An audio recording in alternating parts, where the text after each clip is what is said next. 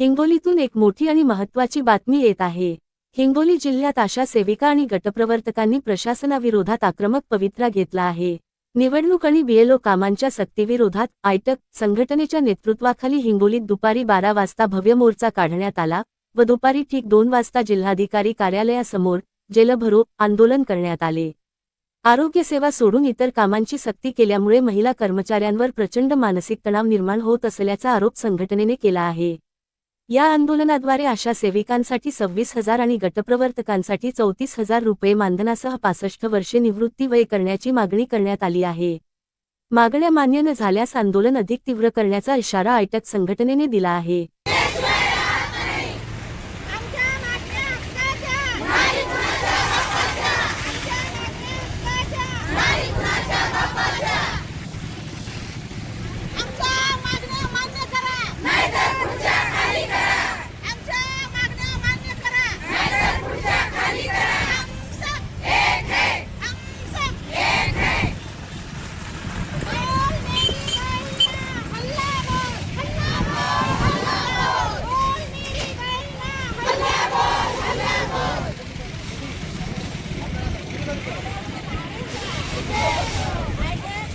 हे आहेत सर, आज दिनांक 14/7/26 या रोजी आम्ही सर्व आशा वर्कर, हिंगोली जिल्ह्यातील सर्व आशा वर्कर जिल्हाधिकारी कार्यालयासमोर धरणे आंदोलन घेऊन बसलेले आहोत।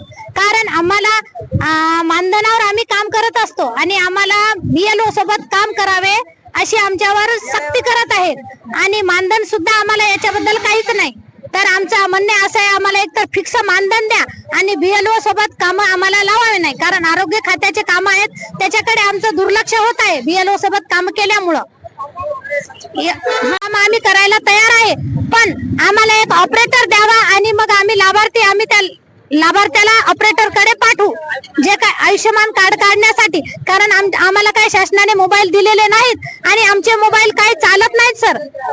यामुळे आमची विनंती आहे, आम्हाला ऑनलाईन कामाची सक्ती करू नये आणि सक्ती केली तर काम करायला तयार आहे आम्ही, पण आम्हाला मोबाईल द्यावा आणि आमच्या मोबाईल होत नसेल तर आम्ही लाभार्थी बोलून आणतो, एक शासनाने ऑपरेटर देण्यात यावा।